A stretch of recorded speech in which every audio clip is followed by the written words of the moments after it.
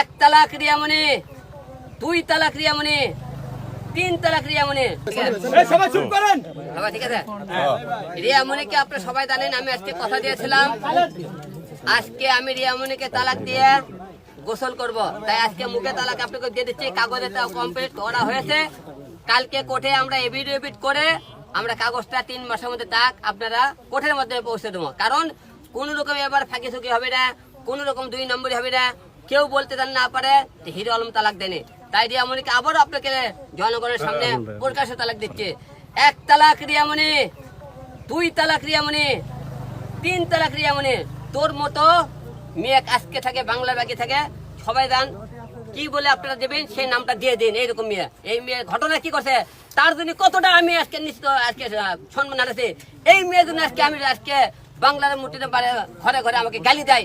এই মেয়ে যদি কি রাখে, সে আমাকে খুন করতে চায়, আমাকে খুন করে সে তার পরকীয়া প্রেমিক নিয়ে চলাফেরা করতে চায়। হিরো আলম রিয়ামণি নাটক করতেছে, এই নিতেছে, খালি তালাক দিয়ে আবার দায় আসে। আজকের পরে থেকে হিরো আলম আর রিয়ামণির কোনো গল্প আর হবে না। যদি কোনোদিন গল্প হয় তারপরে আপনারা বলবেন কেন হলে আপনি বারবার নাটকটা করবেন।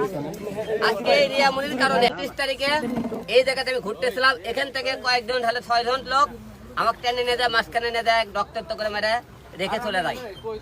রেখে চলে যাওয়ার পরে এখান থেকে আমাকে হসপিটাল নিয়ে যায়, আপনারা সবাই জানেন। হসপিটাল নিয়ে যায়, চিকিৎসা করার পরে ওখান থেকে আমাকে বাসায় নিয়ে যায়। আপনারা সবাই দেখেন, এখান থেকে যখন হসপিটাল নিয়ে যায়, তারপরে চিকিৎসা করে বাসায় নিয়ে যাওয়ার পরে বাসা থেকে রিয়ামণি আমাকে বের করে দেয়। কারণ ঘটনাটা হলো থেকে আপনারা কিছুর আগে দেখছিলেন, রিয়ামণি যখন ওর বাসায় আমি ওর প্রেমিক কট দিই, তখন জুতো দিয়ে কিন্তু মারে রক্তাক্ত করে তার মানে কবর থেকে রক্ত ধরানোর পরে রিয়ামণি ও আল্লাহ গো করে কি আরে ধরিয়ে ধরলো দেখছেন আপনারা, মানে জামাই সেই ছিল তার, আপনারা দেখছেন। তারপরে সেখান থেকে আমি হিরো আলম রক্তাক্ত লাশ আমার তার রিয়ামণির সামনে ছিল হসপিটালে। রিয়ামণি আমাকে জোরেও ধরেনি, 1 ফোঁটা চোখের পানিও ফলাইনি, কিন্তু দেখছেন। তাহলে ভালোবাসে কত আপনারা দেখেন। এখান থেকে নিয়ে বাসা থেকে নিয়ে যাওয়ার পরে রিয়ামণি 3 দিন বাসায় আমার থাকার পরে বাসা থেকে আমি যখন আসি আপনার অফিসে আসি, রিয়ামণি ফোন করছে, তুমি যখন বাসায় আসো না, বাসাটা তোমাকে আসতে মানা করেছে, এই বাসায় তুমি আসলে বাসা ছেড়ে দিতে বলেছে। একটা বউ অসুস্থ স্বামীকে সে বাসা থেকে বের করে দিয়ে আমার ওষুধ পর্যন্ত আমার অফিসে পাঠায়নি। আমি অফিসে ঘুমাই, অফিসেই খাই। আমার এই বউ আমাকে ভালোবাসে।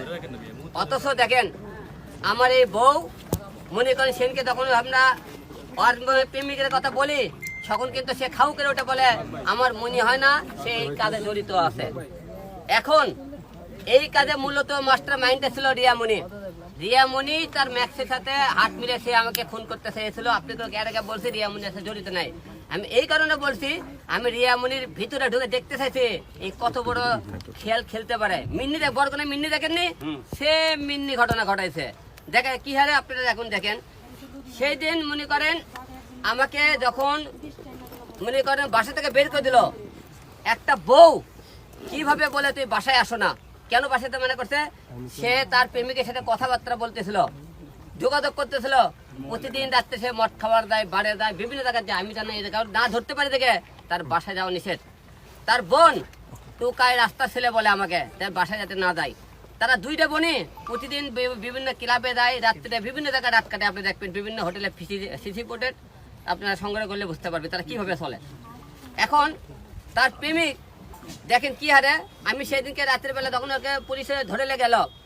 রিয়ামণি করলে কি তার হলে যে ওর একটা ছেলে দিয়ে থানায় দিয়ে পাঠালো, থানা থেকে সে করলো কি কোর্টে দিয়ে পাঠালো। কোর্টে রিয়ামণি মামলার উকিল দিয়ে জামিন করাইছে তারে।